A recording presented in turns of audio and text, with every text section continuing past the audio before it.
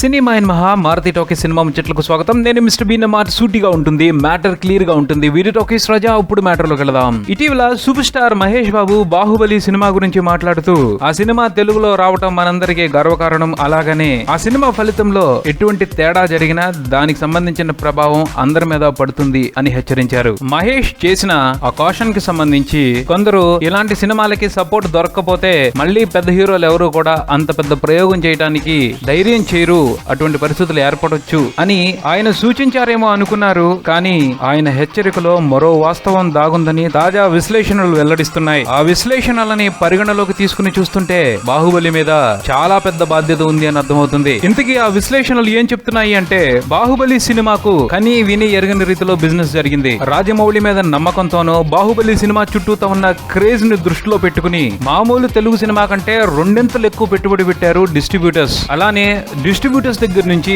బయ్యర్లు ఊహించని మొత్తాలకి హక్కుల్ని సొంతం చేసుకున్నారు. దాదాపు తెలుగు సినిమాతో సంబంధం ఉన్న ప్రతి వ్యాపారి బాహుబలి సినిమా మీద పెట్టుబడి పెట్టారు. వాళ్ళల్లో చాలా మంది వాళ్ళ దగ్గర ఉన్న డబ్బు మొత్తాన్ని కూడా ఈ సినిమా కోసం వెచ్చించడం జరిగింది అని వినపడుతుంది. రెండు తెలుగు రాష్ట్రాల్లో కానివ్వండి, ఓవర్సీస్ లో కానివ్వండి, తెలుగు సినిమాలతో సంబంధం ఉన్న వ్యాపారులందరూ కూడా బాహుబలితో ఇన్వాల్వ్ అయి ఉన్నారు. అలాగే బాహుబలిని భారీ ఎత్తున రిలీజ్ చేస్తున్నారు. ప్రపంచవ్యాప్తంగా 4000 థియేటర్లకు పైగా బాహుబలి కోసం బుక్ చేశారు అని తెలుస్తుంది. రెండు తెలుగు రాష్ట్రాల్లోనూ 90% థియేటర్లలో జూలై 10వ తారీఖున బాహుబలి కనిపించనుంది.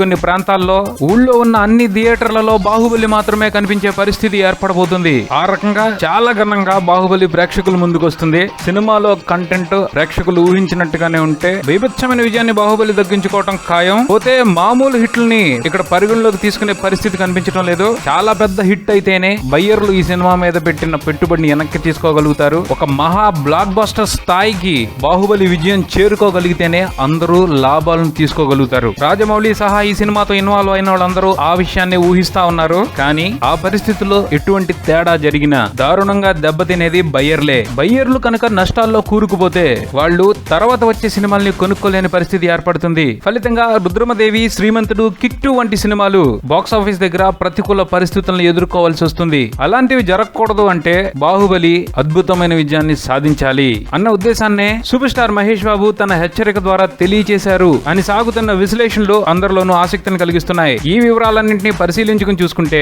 బాహుబలి సినిమా మీద రాజమౌళి మీద మామూలు బాధ్యత లేదు, మహత్తరమైన బాధ్యత ఉంది. చూద్దాం మరి రాజమౌళి ఈ అసాధ్యాన్ని ఎలా సుసాధ్యం చేసి చూపిస్తారో. ఇది బుల్టన్. మరో బుల్టన్తో మళ్ళీ కలుద్దాం. Subscribe and keep watching Maruthi talkies. For me mister Bean talkies Raja. Thank you.